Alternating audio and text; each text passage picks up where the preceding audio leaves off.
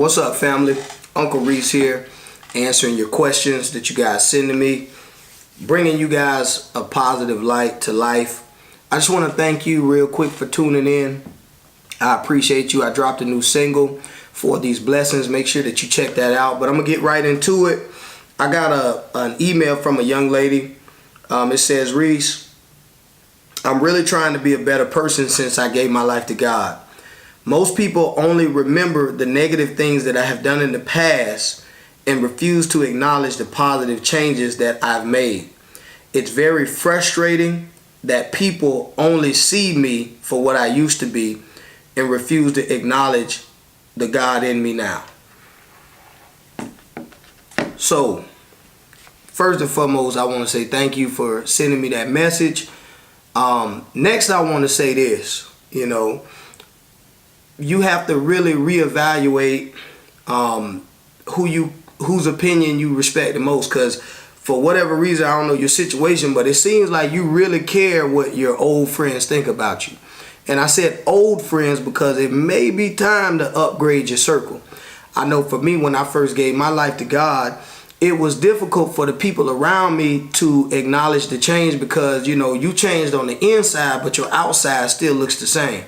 So to my friends, especially when I first gave my life to God, I have this massive change where I'm completely born again, where I begin to love the things that I used to hate and hate the things that I used to love. My eyes are open. So even though I'm in the same place you guys are, my mind isn't the same. My eyes aren't the same. I remember being saved and going to the club one last time, and I was just miserable in there because for the first time in my life, I began to realize the debauchery. I began to realize the disrespect, the women that was going on. And that's probably the first time that I really listened to the music that we dance to, that we kind of enjoy ourselves to. And I was like, wait a minute, we're mixing liquor with music about fighting somebody, killing somebody. This just isn't a good combination.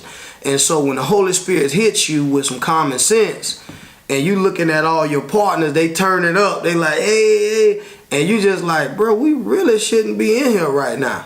So what's going on is it kind of makes everybody else uncomfortable, but they can't really see the change that's happening in you. So what you have to do, sometimes you have to remove yourself from the people that only see you one way.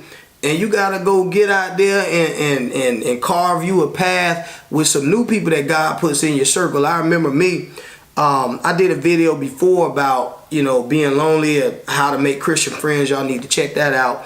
But I just remember not really understanding the change that was going on in my life. It wasn't really a lot of resources. Like YouTube wasn't readily available. There wasn't any gospel artists online just having conversations like this. So I just kind of had to really flesh my way through. But back to what you're going on, people are going to people have a natural tendency to focus on the negative. So you could be doing a whole bunch of positive things, like say for instance, I know for me, one of the first things that God took away from me was fornication, and I remember just stopping casually dating people. Like at one point, once I got saved, I was like, hey, wait a minute, I don't just want to be dating people just to be dating them.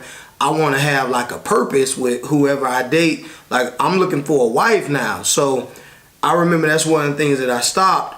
But what would end up happening is I would be just going, doing real great in front of the people that I used to know, but then I would mess around and slip up one time. Like I literally would go 3 months without, smoking or drinking or something like that. Then I'd be hanging around the people that I used to smoke with or drink with or just be out casually dating with, and I would participate with them one time.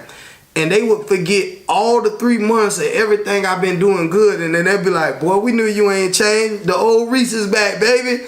And it's crazy how happy people are to see you fail.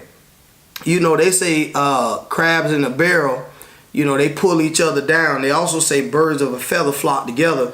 But I know why. I don't know why people are just so happy. Like when you're trying to better yourself, if you come back down to their level, they'll be so excited, which I don't understand why, but that's just how it is. But for you, it may be time for you to upgrade your friends, man. It may be time for you to just say, hey, God, okay, it's obvious I don't belong here anymore. So where do I belong?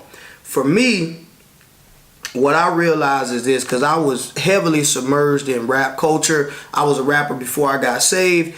And once I began to realize that, okay, the music that I'm making, the music that my friends are making, the music that we're participating in, this culture ultimately leads to death.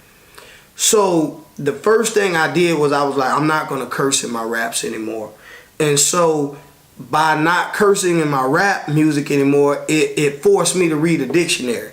It forced me to start hanging out at libraries. It forced me to, matter of fact, go hang out at the local community college, because that's where the library was. That's where I had access to. So in an effort to better my thinking, I automatically was in different surroundings. So when I made a pledge to the Lord that I would stop drinking and smoking, I found out that, hey, if you don't drink and smoke, a lot of the places that we used to hang out, we hung out there, and drinking and smoking was a part of that place being fun.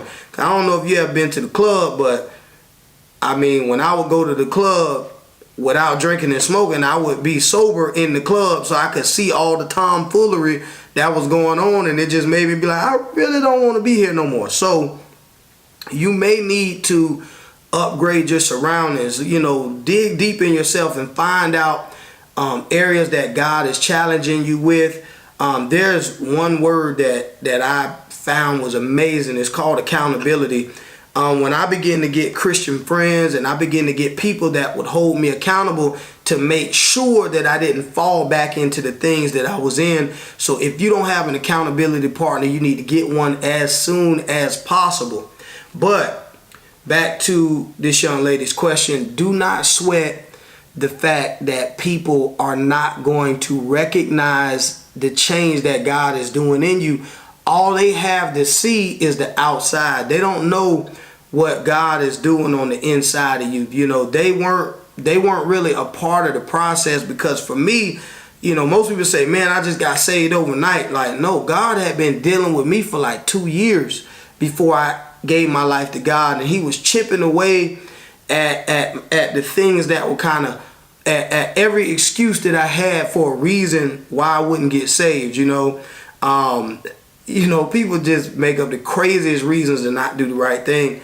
But I remember for me, God would be dealing with me. He would say, hey, Reece, you know, you're not supposed to be with this girl, man. You know this ain't going nowhere. Why are you doing this? And I would make up excuses. Well, I don't want to dump her around Christmas because I don't want her to be sad. Making up dumb excuses why I couldn't follow God. So I just want to encourage you.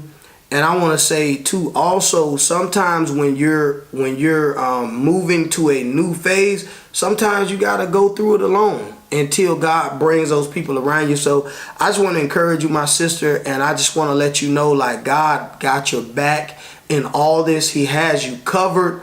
You don't have anything to worry about, but it may be time to upgrade your circle.